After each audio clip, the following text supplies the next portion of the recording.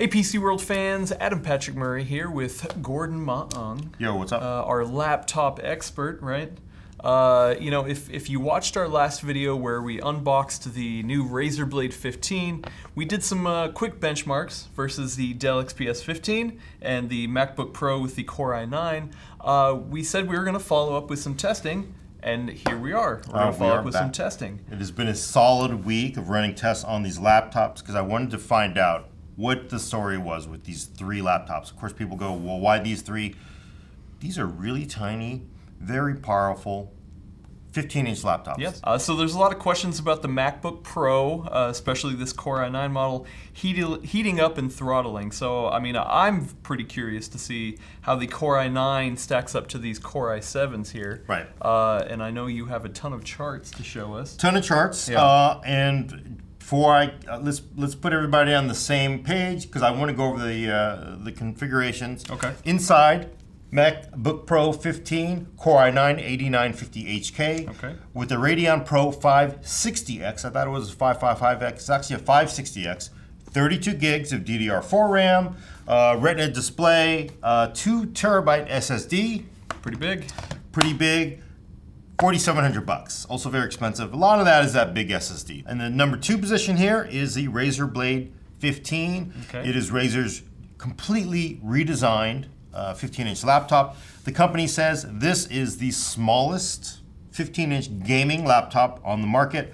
I'm inclined to believe with them because it's pretty equal to this XPS 15 in size, but this thing is packed in some hardware. Mainly, again, 6-core, Core i7-8750H, okay, a GeForce GTX, wait for it, 1070 Max-Q edition. So you give up a little bit of performance, but 1070, these are awesome gaming GPUs.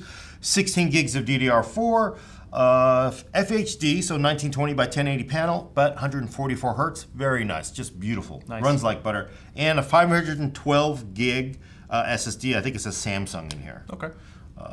NVMe. And how much is the Razer Blade? So the Razer Blade, as configured, you're seeing here is $3,350, $3,300. Okay. Okay. $4,700, $1,000 less. Hey, it's a steal. Yeah.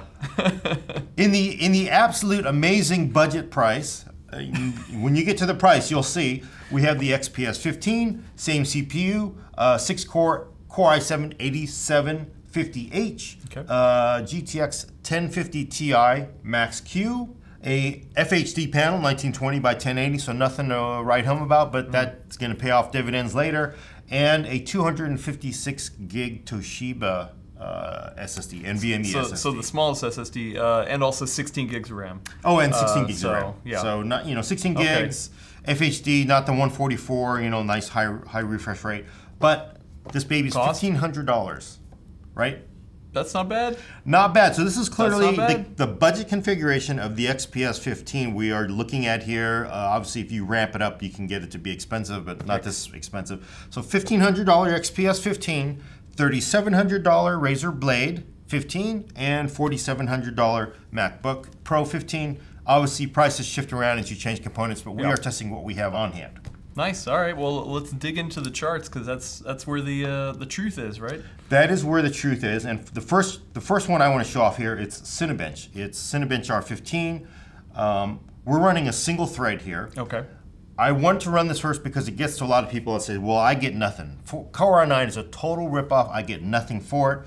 And one thing you got to realize about Core i9 is it does give you higher clocks, mostly, especially in these thin form factor laptops, on single threaded loads, very light threads. You're running up to 4.6 on turbo.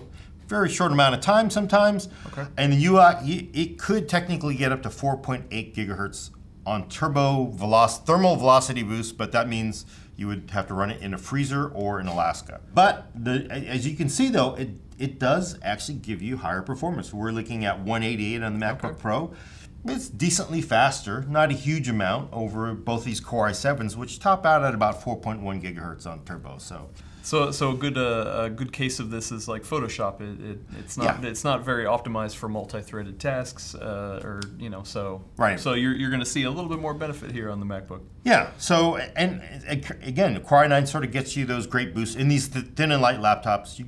You should get decently good boosts on single-threaded tasks. So Word, most Excel loads. It does get multi-threaded. Okay. Photoshop. Just a lot of things. Chrome. There's just a lot of things that just are single-threaded in the world we live in. So for some people, it's worth it. Okay. Clearly, if you and as we're seeing in the benchmark and Cinebench, it is. But a lot of people are buying these laptops not for single-threaded loads. You're not buying these laptops to browse the web in Chrome. But here's the thing. So we're going to get into multi-threading tests. Yes. Right. Finally. Which is, for people who don't know, it's when you are doing a lot of that's 3D rendering. A lot of that is video encoding. Not always the best, but there's a lot of tasks that people do, especially with this class of laptop. Yep. That you need all those cores. I mean, Again, that's what I'm looking for. that's what you're looking for. I need cores. 6 cores, 12 threads, and here's the problem for the MacBook, especially. So I ran Cinebench on all 3 of these. The winner is the XPS 15, about 1,200. This is some cache run, so realistically about 1,100, I think, if you work. But Razer Blade Pro, interestingly, out of the box, as you saw in our previous video, the score was lower, much lower, about 900. In fact, almost slower than the MacBook. That is because out of the box it comes in balance mode. Yes. And the balance mode, even though it seems like it is a gaming mode, it actually cranks up the CPU too. So if you put it in gaming mode, you actually get the best performance out of it. And doing that, we're a hair slower than the XPS 15, about 1144 here in some cache runs, but decently fast. I would say not much of a difference. Okay. So the problem for the MacBook has been its multi-threaded performance. Do they give up a lot of performance on this thin form factor? It is much thinner than both of these laptops. And yeah, we're seeing here 995 in Cinebench. That's not good. It's not good, especially because what I'm surprised is you would think it would be as fast as the lower end Core i7 parts. This is the equivalent in this MacBook of a 2.2 gigahertz SKU of the MacBook Pro 15. Okay. I would expect it to be just as fast, but it looks like, I don't know if it's some tuning, but it's slower than these 2 Core i7 Windows laptops. And the thing is, it's not just Cinebench, because people are going, well, it's just Cinebench. Cinebench is actually pretty good. But well, and I will also say that this does have that update, that patch that Apple pushed out to improve performance. Yes. So this is everything the is version. updated on. This here, is not the we forgot to update some info. Whoops. This is what you're going to see on a current MacBook Pro. Current. It could change later on, but we'll get to that later. But again, it's not just Cinebench. I also ran Corona, which is another renderer. Okay. Very CPU intensive, very multi-threaded. Winner, again, by hair, XPS 15, 2.6 million. Nice. Decent, 2.6 million. XPS 15, Razer Blade 15, 2.5 million. So just a hair off. Not really a lot if you think about it as a percentage. Pretty close. And then, not horrible, but a step back, a full step back, is the MacBook Pro at 2.3 million in Corona in a multi-threaded run. And that's the same sort of it's in the last place that we saw in Cinebench. And so this is a ray tracing benchmark, and it is all CPU again. So the next one we're going to show off is Luxmark. Again, Luxmark is an OpenCL renderer. Okay. And you can either render on the GPU or CPU. For this, I'm picking the toughest load, which is the hotel load, and I'm rendering it only on the CPU, because you can actually render it on the CPU and GPU. I wanted to look at just isolate the CPU performance in all 3 of these platforms. In Luxmark 3.1, the winner, good news for Razer, up ahead, 659, highest score. Dell XPS 15, second place, pretty close, 645, right? Sort of like a give and take. These are both i7s, are kind of running neck and neck. Again, that Core i9 in the MacBook Pro 15, 600. So 659, 645, 600, not a huge amount. It's not horrible. Like, if this were pre-patch, it would not be pretty. This is reasonable, but it still kind of gets to, what am I getting out of my Core i9 out of the Apple? So, right? But still, it is not end of the world. It's not bad, not bad. I mean, we're really starting to see a trend here. You're seeing a trend, right? We're seeing a trend. We're seeing that in Corona, we're seeing Cinebench, we're seeing Luxmark, CPU loads. These 2 bigger, slightly thicker Windows laptops are outperforming it. Here's another thing in that trend, though. Not always going to be about clock speeds. The next test is V-Ray. It's a popular plugin for 3ds, Maya. I think it's in a lot of platforms. It's actually used in a lot of movie production. V-Ray on CPU, it's actually dead even between all these. This is just within the margin of error.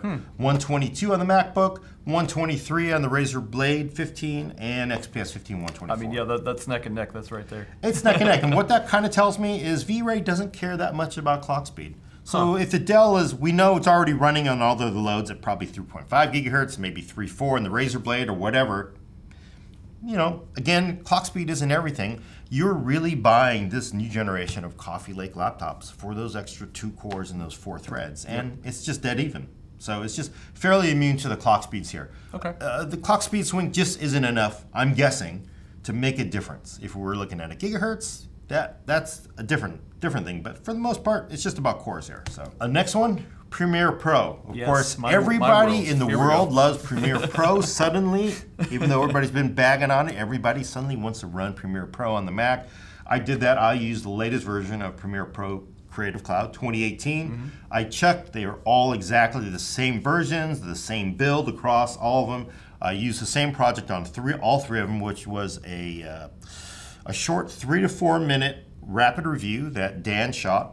For the website. It's actually on PC World right now. If you go and look at it, it's an HP Chromebook. 3 minutes, shot on a Sony Alpha 4K. Yeah, an A7S II specifically. A7S II, so not Red, but honestly, if you're sort of editing stuff on a laptop, I don't know if you're going to be using an 8K RAW, Red RAW, but you could. Most people are going to be using Sony Alphas. So what I did is I took that and I rendered it out, or encoded it out only on the CPU. So this is with the software only. This is the software only mode in Premiere. Winner, again, XPS 15. So shorter is better here. Shorter is better in this benchmark. So this is in seconds. So it took 348 seconds to render out on the XPS 15. Okay. Took 353 on the Razer Blade. Again, we're in gaming mode. So, you know, again, pretty much dead even. We're talking just a hair slower. Pretty dead even. We get to the MacBook though, and we're up at 420 seconds. Now, I could be very much, a lot of that is we are running at lower clocks. I do think that is part of it. It also, frankly, this is one of those things where you got to realize all the software isn't all the same. I have high confidence that Cinebench, PAVRay probably yield you pretty similar, or V-Ray yields similar performance.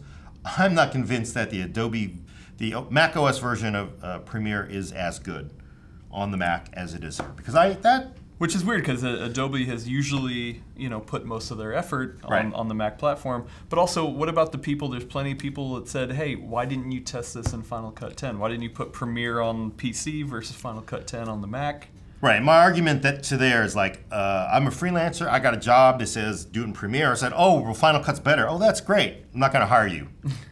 Go back to working at Starbucks. You got to use the tools that they demand. If you're already paying for Photoshop and After Effects and all those other wonderful Adobe products, you're going to have Premiere. You're going to do it in Premiere. You got to do it in Premiere. And what this does tell you is Premiere is going to run slower on this MacBook Pro when you do a CPU encode out. Of course, it's sort of similar to what we were seeing. I mean, it's clearly slower than these two laptops in heavy CPU threads. I'm not convinced it's all completely that. There may be a little bit of Adobe-ness there, but in the end, it's going to be slower in Adobe. I also rendered it out in GPU and Metal, and we'll get into that later, but you know, it's not any better there. So the reason I'm bringing up Premiere, and I'm going to jump into the next one, is I also ran Blender. So I used the latest version, public build. This is a free renderer that people are actually using in a lot of little indie films. Blender 2.79c, there's a benchmark file you can download. Just look for BMW benchmark file. I rendered it out using the CPU. In the chart you're seeing, the shorter bars are better. And you're going to go, whoa, why is the Mac faster in this one test than the other two Windows laptops when it's slower in just about every other single CPU heavy test, right? Why is that? That very much gets me to that sort of, I have that questions about Premiere. Is Blender I've found to be historically slower. It's very OS sensitive. It's historically slower in Windows 10 than it is on Windows 7. Which is like, what? I don't understand why. You think it'd be the same, but you see even within the same OS, different families, performance differences, it's traditionally run a little bit faster on Mac OS. Okay. Right? So I just want to show this off. There are software differences. Makes sense. And you know, but again, this gets to like if you have to use Blender, you want to use, and you're going to do a CPU render, you want Mac OS. So you got to know that. People, you got to know that. Okay. But here's the thing, there's also a GPU render, and this next slide gets us to, yeah, so you can use the same BMW file, except the GPU, then you set it to render on the GPU. It's basically an OpenCL render on the Mac. So you're seeing just this, I mean, the winner by a clear margin, lowered better, although I got the legend wrong, I'll have to fix that. Whoops. The Razer Blade Pro, 181 seconds to render out. That's pretty good. Right, 1070, hey, paying off good dividends then. Your 1050 Ti 361, pretty decent, but we get to the Radeon Pro 560X, it's 1830 seconds. I mean, and of course people are like, oh my God, Radeon Pro 560 is horrible compared to GeForce, and I gotta say, no, stall that out. Again, this is a software issue. I really believe in my heart. It could be drivers, possibly, I guess you could blame, but the hardware performance on the Radeon 560X is not this bad. It is not that bad. I do believe this is just simply with Blender, and this is not new. I've seen this historically where CPU side is faster in Blender and a CPU render. GPU render in Blender on Mac OS is just horrible. It's just horrible. Wow, that's weird. And I mean, especially because most of the people who use these laptops, I mean, they're not just going to render out on the CPU. You have a GPU in there, so like, why not use it? Right. And especially in a test like this, I mean, that's not good. Yeah. Yeah. If you got to do it in a GPU, don't buy a Mac. Yeah. It's the answer. But again, I'm not blaming the 560. I don't think that. I do really think this is some issue with Blender that they just have not fixed yet. Okay. Just to be honest, but again, it doesn't erase the fact that if you have to do a work in Blender and you got to use a GPU, this is not the choice.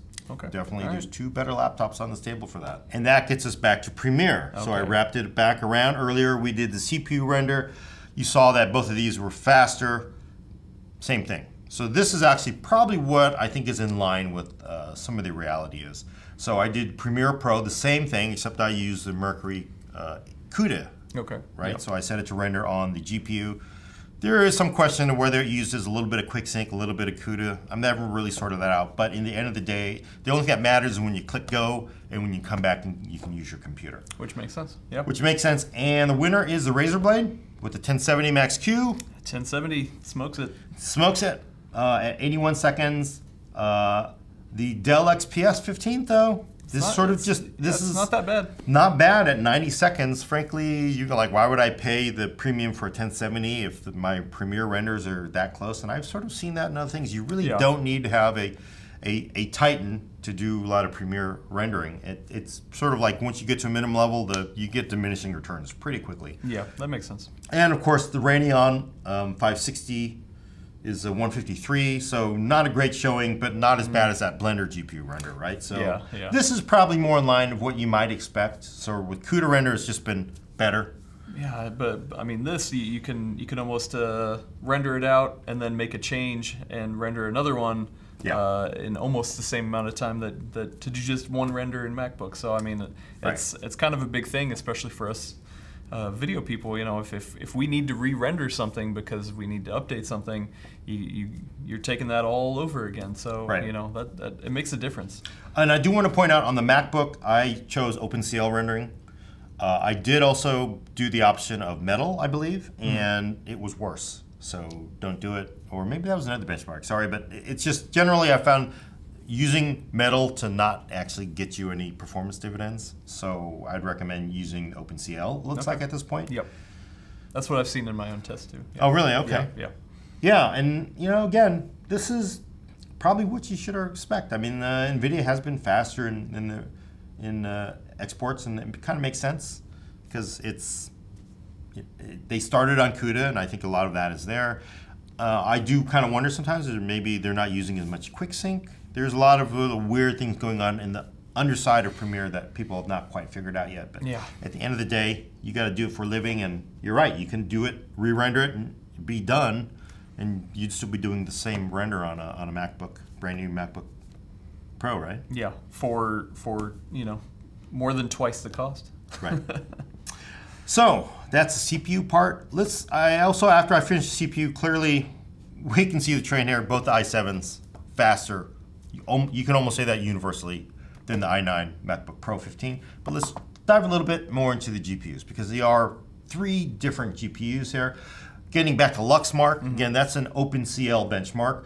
You can actually render OpenCL on just the GPU itself. So I did not render on the integrated graphics, since they're all exactly the same Intel parts. I actually rendered it on the discrete graphics. And here we do see the value of that 1070 Max-Q, because that Razer Blade 15 is just smoking. Smoking. That's a huge difference. Yeah, it's more than twice, maybe 2.5x faster than that 1050 Ti Max-Q. And I gotta say, but again, you know, that Radeon is the worst. The Radeon Pro 560 in the MacBook Pro is the worst, but it's not that bad. The 1050 Ti, you know, it's maybe 50%. Okay, that is more. That's definitely better performance, but not like that 1070. The 1070 in that Razer is just smoking performance. If you're doing OpenCL, there might be an argument for getting a gaming grade laptop. You know, a lot of people say like, oh, MacBook Pro XPS 15s aren't gaming laptops. Well, you know what? Look at these. These are all pretty damn close in size. I'll give you the weight later, but that 1070 is going to be worth it in some things, right? So you got to know your load, and of course in gaming, it's definitely worth it. The next one is Wait, but hold up. You don't game on a Mac. Well, that's right. Why would you? This isn't fair. You shouldn't bring up gaming. I've been writing. You know, I've been writing Valve to say, please stop developing Steam for Mac, because nobody puts it. Yeah. Steam on Mac is probably the #2 market share behind PC. Then it's PC, then Steam, and I don't know where Linux but you know, it is a lot of people play games on Mac. It's true. It's true. You know what? If you want to say don't play games on a Mac, well, then tell those people to stop porting all those games, because there's a lot of developers putting blood, sweat, and tears into developing these games for the platform. You just tell them stop it. Nobody's going to play games. But again, GTX 1070 Max-Q in the Razer Blade in the Razer Blade 15 smokes everybody exactly what you expect. Of course. 1050 Ti Max-Q, it's okay, you know. So this is not a full 1050 Ti part. You know, it's okay. It's not bad. 47 frames a second versus 88. I did run all 3s at this odd resolution of 1680 by 1050. The reason I did that is because the MacBook with its 16 by 10 aspect ratio doesn't let you select 19 by 10, which you'd normally see. MacBook 32 frames a second. Yeah, the XPS still smokes it by a hefty margin, but not like the 1070. And I will say, if you do tick it up to 19 by 12 and both of these at 1920 by 1080, both of these drop by about 1%, and the Mac drops by about 7 or 10%. So, because you know, once you sort of like, we go from 32 frames a second down to 27 frames a second, it takes a pretty hefty hit by upping the resolution. All right, what other games? I sort of like, you know what, again, I didn't just one game. One game, we know. I could run a few more games, and you could just we could give the MacBook Pro and the Radeon more of a nosebleed, because the XPS 15, the 1050 Ti Max-Q, and the 1070, they're just going to punch in the nose all day. Okay. 1070, there's no point. 1070 Max-Q, it's a smoking part, especially in a laptop this thin, so it's impressive. 1050 Ti Max-Q, it's good, you know. It'd be nice to get a 1060, but there are, you know, costs associated with heat. And then Radeon 560 it is what it is, right? So, but I'm actually interested. I did a battery rundown test. Okay. Because I know we're talking a lot about performance, but people go, well, what about battery life? So for battery life, I basically set all of these to 230 nits. Okay. I turned off any screen dimming, so when they're on battery, so it basically stayed at 260. Although I didn't change any of the power settings, like, you know, other stuff. And all of these were run with the radios off, so in airplane mode, basically. Okay. So radios were off on all of these, so it wasn't connected to the internet. And we used a 4K video file, which we just looped. I used QuickTime on the Mac, and I use the built-in Windows 10 TV and movies, I think it's called. Got it. They're basically the best performing video playback, the most efficient on battery life on all 3 of these platforms. Basically, what you're doing is just running it down. This is disk-based, so it does keep the disk going. So there's a little bit of cost on the disk. It is a 4K file, so it's about 6 gigs. So you're probably moving, the SSD is probably using a fair bit of power. Screen's fairly dim, but we see the Dell just run away with this, right? This is wow, that's almost 900 minutes, or about 50. It's about 15 hours of wow. Okay, it's about 15 hours of video playback on the XPS. 15 hours. That's pretty good. 15. That is a one. That's almost enough to last you the longest flight on Earth. Number 2, MacBook Pro 15 has always been a good performer. Yeah. For what it is, you know, because it's got a decently high-res screen. You're still getting about 8 to 9 hours of battery runtime. For a discrete graphics laptop with, you know, with a 6-core CPU, I got to say that's very respectable. That's not bad. It's not bad. That's not bad. You were not getting this kind of runtime 3 to 4 years ago out of a 15-inch laptop. Right. You just were not. Let alone that many cores. The worst here, but not horrible, is the Razer Blade Pro, which gave us about what, 1, 2, 3, 4, 5, 6 to 7 hours, a little over 7 hours, and I actually ran the Razer Blade twice because this is a 144 hertz panel. Yep. Generally, you want 144 hertz when you're, you know, using the UI or playing games. It just makes everything just look beautiful. It's just smooth as butter, you know, right? Yep, It's just wonderful. But when you're playing back video, I was kind of wondering, how much does that hurt your battery life to be basically running 144 refresh with, you know, 24 FPS, you know, video? Content. What's the point? What is the point? So I actually said it. Razer lets you change it to 60 hertz, and I did that, and we did save off a little bit about we went over from about 6.5 hours to about 7 hours, I guess. I mean, not bad. It could be a little better, but again, it is. And I guess the panel is going to be eating a decent amount of power, even at 60 hertz. So this probably comes out of power management, all of these, and the battery capacity. Look at the battery differences in all of these. The Dell has a 98 watt-hour battery, which is near the limit that you can bring on a plane legally without the TSA strip searching you. Razer Blade is 80 watt-hours, and the MacBook Pro 15 about 83 watt-hours, so similar. So the big difference is big battery, lower res screen, 1920 by 1080. Larger pixels on the screen means you don't have to push as much light through it. This is higher res, 2880 by 1800, whatever it is, I don't know. Whatever Retina is, it's more pixels. That's going to use more power. And of course 144, so it's nice. I gotta say, that's pretty nice. I don't know if I will say I have tested the 4K version of this. Previous generation probably cut the battery life in half. Because 4K, as we know, is even more pixels than Retina pixel, right? Yeah. That means more battery loss because you're pushing, these are smaller holes, you push more light through them. Okay. It costs you more in battery, so you probably lose at least almost half. Even a half, it's about where all the other ones are. So pretty close, but you know, it's also with a 98 watt-hour battery. So, but you have to realize that's why 98 watt-hours versus 83 lower res screen. It's not magic here, folks. It's just simply what components are in there. But again, if you want long video life, XPS 15 is the winner. Does a bigger battery mean it's heavier? You know, not bad. So a little bit. Yeah. So let's get into the weight. Laptop itself, the Dell is 4.4 ounces. Okay. The MacBook is 3 pounds, 15, well, 16. It's basically 4 pounds. So 4 pounds, 4 ounces more for the XPS 15. So not that bad. Razer, 4 pounds, 9 ounces. Okay, so the heaviest on the Razer. Heaviest on the Razer, of course, 1070. More cooling in there, more fans. So it just takes more to keep that baby cooler. One thing you also have to realize is battery brick, which is why I included it. I just want to show the bricks. Because these bricks, you're not going to put these in your bag and go on vacation without those bricks. You have to factor that into it. With the power brick, the XPS 15 is 5 pounds, 3 ounces. The MacBook, still pretty decent, which is, you know, 4 pounds, 12 ounces. Yeah, that's not bad. I mean, this is a pretty small brick. And Razer Blade 15, very 6 pounds, 5 ounces. You know, again, that's because higher performance GPU, higher performance power brick.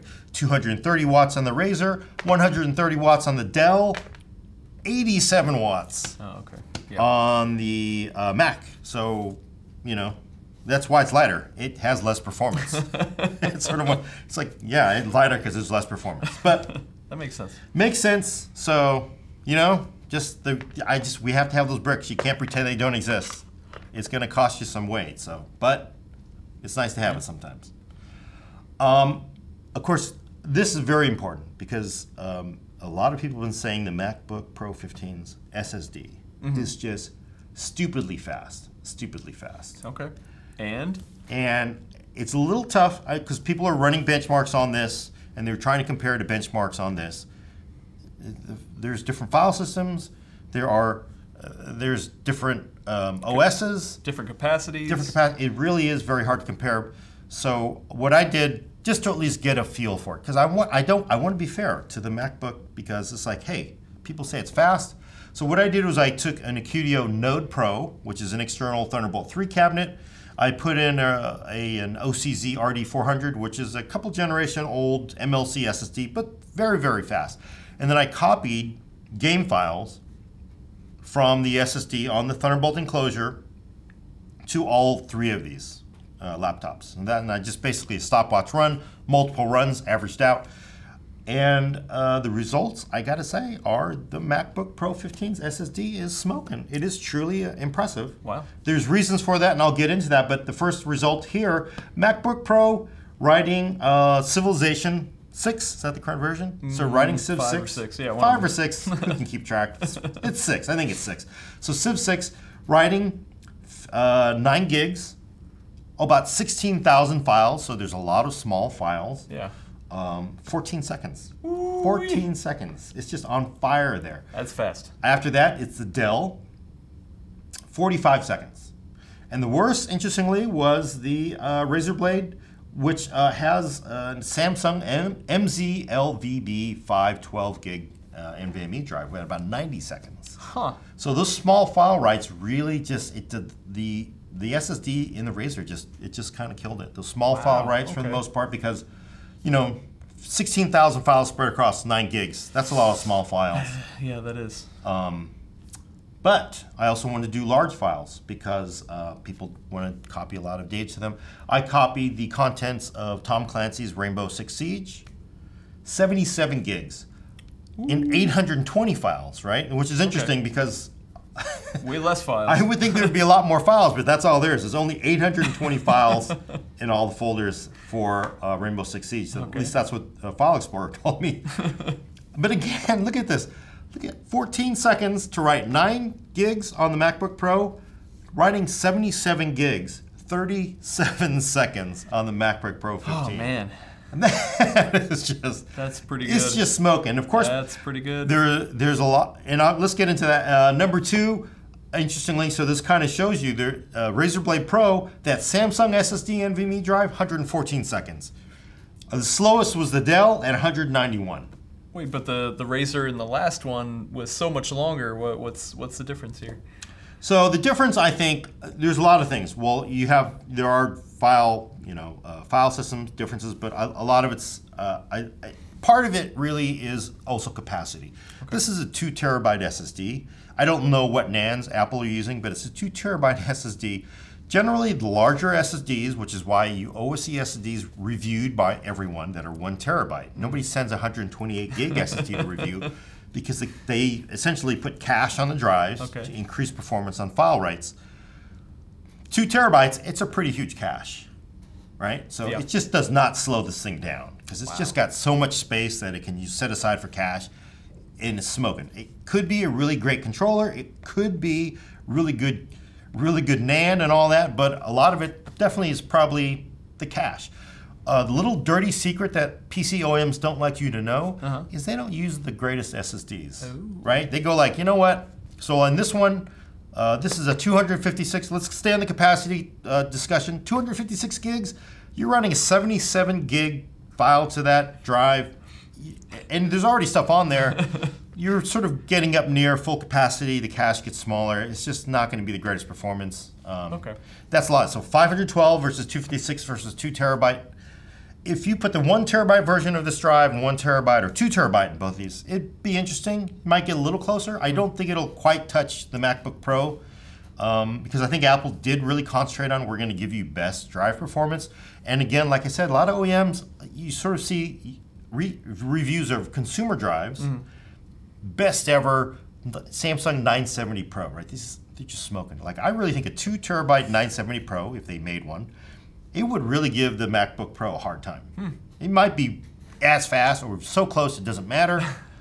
But usually OEMs go like, you know what, give me the 2 terabyte, PM version, the non-high-end version. In everyday use, you probably never notice. But yeah, if you're writing...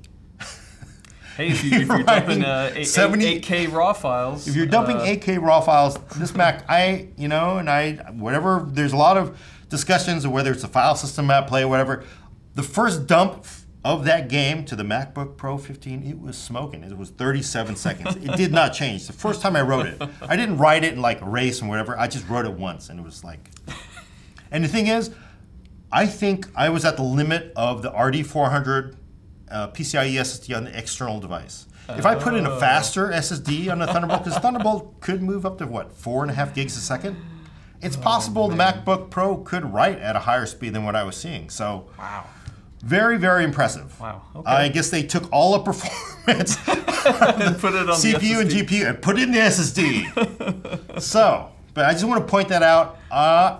Whatever you want to say, we'll see. There should be a deeper dive in the storage differences, but I'm declaring the MacBook Pro 15 the clear winner in drive performance today. So Okay. we'll see. All right. We'll see. But getting to the key point though on performance, because you are buying a laptop mostly for the CPU performance, unless everybody just wants to copy files to them all day. I took Cinebench.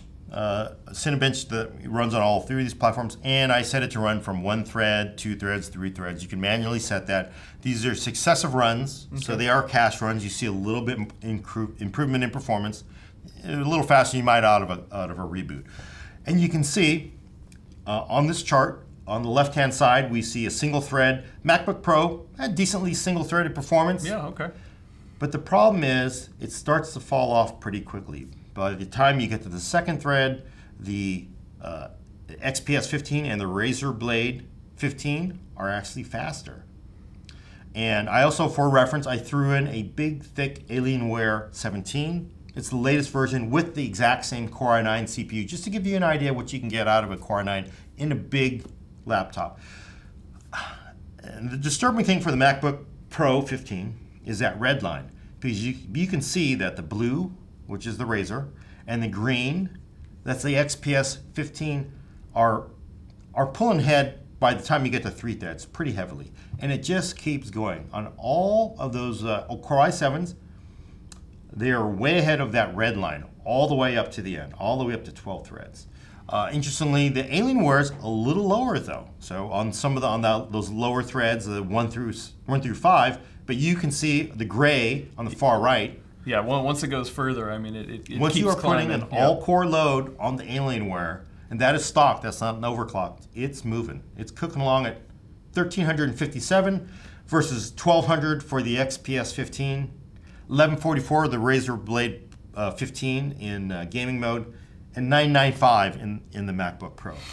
And I think this is probably the one thing that's it's gonna eat people up. And I understand. I agree that is very troubling, because for the most part, I think you buy this class of laptop, you're the kind of person, you buy it for that performance on the right side. That left-hand side sort of represents performance you would get in Photoshop, Excel, Chrome. Yeah, the single-threaded stuff. The single-threaded stuff. Even gaming, to a certain degree. Even gaming to a certain extent, although for the most part, gaming is still 90% GPU. Yep. But yes, those higher boost clocks do influence gaming. I think you are mostly buying this class of laptop for heavily multi-thread tests, 3D rendering, your ray tracing, video editing, encoding, and all that stuff. And the clear winner is the XPS 15 and the Razer Blade. Slightly slower, but for the most part, their CPUs are just giving you just like all the performance you would expect out of a 6-core CPU. And then look at that Alienware. It's just, right? It's taken off. Yeah. And then just going to the moon. Going to the moon. And when you compare what you're getting out of that Alienware, now the Alienware's got more fans, it's got more cooling, it's got more heat pipes. Substantially larger. The keyboard to base is thicker than the MacBook Pro 15, but you're getting all the potential of that Core i9 for those heavy loaded threads. And the MacBook Pro 15 can't give that to you. And even to an extent, you're not getting that out of both of these, although these are Core i7s. I have not seen a Core i9 version of the XPS 15 yet, but we're going to see. I got to say, I saw Dell the other day, and Dell was like, yeah! They're saying, yeah, we think we can do it. And so we'll see. We're going to get a unit from Dell, and if they can really give you what you can get out of this in CPU loads, then that could be an accomplishment. All right, so when you take all of this testing into consideration, all the charts, all the benchmarking, the different configurations, I mean, what's the high-level takeaway here? What's the best one to get out of these 3 laptops? Well, for gaming, clearly, GTX 1070 in this Razer Blade 15, no joke. No joke. 1070 Max-Q is a really good gaming chip for what it is. So if you're going to buy a laptop primarily for gaming, can't beat this black and red, or black and green. They're black and green. Black and green. For the performance of that GPU. It's just always worth getting a bigger GPU in a gaming laptop. So I gotta say, there's a weight, difference.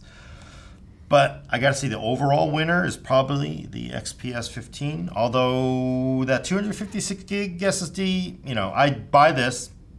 I'd open it up. I would put in a 970 Pro 1 terabyte. I don't know if they have a 2 terabyte SKU yet. Put it in there, and I'd be good.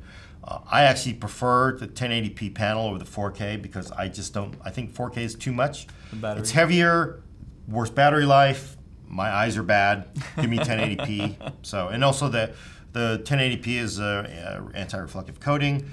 So the XPS is just giving you the best bang for the buck. It's slightly faster than the Razer Blade, not much, and it's a good 20% faster than the MacBook Pro 15 with the Core i9, and this is just a Core i7. And this is, a fraction of the cost of the MacBook. Fraction of the cost. And even a good chunk off of the Razer Blade. Even if you say, hey, I'm going to upgrade the SSD, you're still saving more money than the Razer Blade. But the Razer Blade, you're getting the bigger graphics. The 1070. Yeah, gaming, the 1070, so if I were buying a laptop for gaming, I would want 1070 easily. Yeah, it makes sense. If I'm buying a laptop for mostly work, a lot of stuff, I'm going to do some gaming. I got to say, this is solid 720, very high to ultra to, probably 1080 medium to low. It's not the best, it's okay. So it's decent GPU. Where does that leave the MacBook then? Because, it's really fast at reads and writes with that SSD in there, or the NVMe. But it's so much more expensive. You're not getting the full power of that Core i9. Sure. Well, you do. There's a slight weight savings, as we see. Not that much over the XPS 15, I gotta say, as you'd think. But I think mostly for size, for weight, and it is because you buy the MacBook Pro 15 because it is the best MacBook here. These two are not the best MacBooks. If you're looking for a MacBook, this is the one to get. True. And I got to point this out because a lot of frowny faces. People are saying, "Oh my God, this is," and I'm sad that the launch was so botched, but this is the best MacBook Pro 15 in a long time. This 6-core i7, I wouldn't buy the i9 version. You get performance differences, but it's not really worth it. This laptop is heads above the previous generation laptop, which you've never been able to say. And if you're coming from your ancient old Broadwell or Haswell E MacBook Pro, this is going to wail all over it with the 6 cores. So I got to say, it is a healthy step up from what you got before. If you are locked into the Mac world, and there are people who you're going to be there. So yeah, is it as good as these 2 Windows laptops? No. And if you're happy to go Windows, please do. We got plenty of room at the end. Yes, please come. But I do think, it's expensive. It is not as fast. It is all the things that is sort of, the messaging hasn't changed that much. But let's recognize this is a good laptop. It's a good laptop. Okay, awesome. Well, I want to thank you, Gordon, for doing all this testing. I know you've been working hard on it this whole week. A lot of people after the Razer Blade unboxing that we did were really curious to find out the results of the more in-depth testing, and I think I'm glad you took the time to really get in there and see the story. So and I hope everyone else appreciates it. So. Yeah, I think it's really worthwhile because these are some amazing laptops, and you got to know what's going to be the fastest. So we can clearly see that now, and you make your decisions buying on whether you need a Mac, whether you need gaming, whatever you buy, the right tool for the right job. That's always the end, right? Awesome, and I think if you guys are interested and you like this, maybe we keep going with this. Maybe we, kind of revisit the laptop landscape every once in a while, because it's a good topic and people want to know. No, I think it's very worthwhile. And you know what? Everybody's coming out with these super thin 15-inch laptops that are packing big fat GPUs in them, so it's gonna get. These 15-inch laptops are very nice. So, and I got to say, Apple's got to step up its game. This one, I think you can accept what it is. It's thin, but going forward, PC vendors are just getting really hardcore about getting these things light, thin, and fast. Awesome. Yeah, cool. Well, thank you, Gordon. Yep.